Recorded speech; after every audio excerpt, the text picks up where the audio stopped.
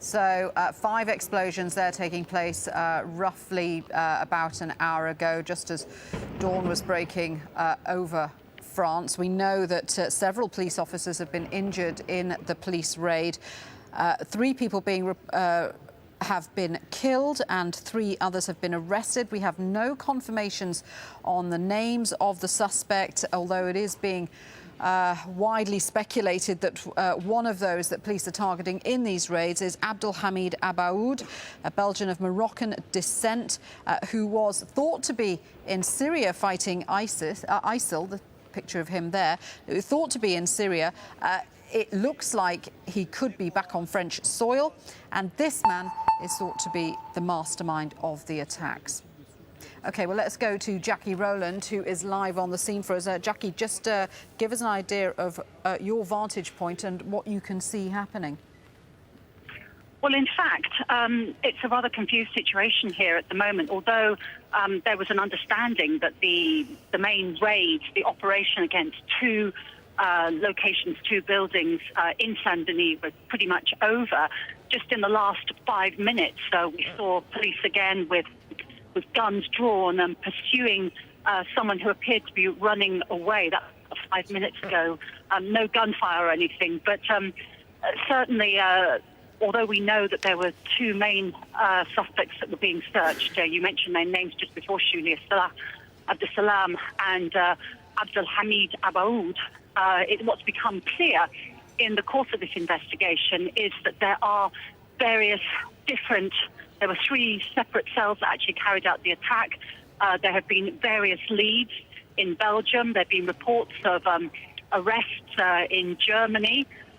This is clearly, although this particular operation against those 2 buildings may be over, it's clear that there are a number of people potentially out there who, if not actually involved in the attacks, could possibly have been involved in either logistics or finance. Raids are being taken place all over France, a series of nights now, particularly down in Toulouse. We understand that a number of businesses were raided, suspecting that they might have been providing a cover, maybe for money laundering, to provide financing for these kind of operations. So, as we've been hearing as well from other colleagues and experts, while the security forces have clearly tracked down the main suspects in a relatively short period of time, there are still questions about the extent to which there are people out there who have either travelled to Syria or to Yemen, or who have attempted to do so, and who could possibly espouse or share the kind of ideology which motivated the people involved in Friday's attacks. There have been intelligence failings, although the operation since Friday has been pretty swift in terms of actually tracking down the main suspected perpetrators. We've been hearing reports that one of the suspects who was killed was a woman in a suicide vest. Do you know any more about that? Yes. Apparently, well, first there were reports that she had detonated the belt. Then there were reports that she'd actually been shot by special forces on the scene. Certainly about an hour ago, we heard a series of very loud detonations. We're not quite sure what they were, although they could well also have been various devices used by the police, stun grenades, to actually try to confuse and disorient the people inside the apartment as a prelude to actually going in.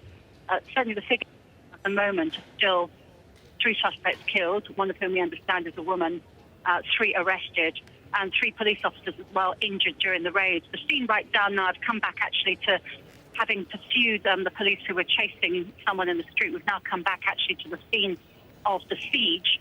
Now there are a number of emergency vehicles in the streets. I can see fire engines. I can see ambulances as well. But certainly in terms of the general atmosphere, it seems quite a bit more relaxed. The police at the police cordon, whereas before had been very, very twitchy and alert and looking at us. And if anyone steps over, a colleague stepped over the line at one stage and found a gun, a police gun, pointing straight at him. Now they're altogether more relaxed. In fact, the police, rather than looking towards the crowd, are actually themselves looking what's going on down the street in terms of these emergency vehicles that are now down there, presumably dealing with injured and possibly local people suffering from shock and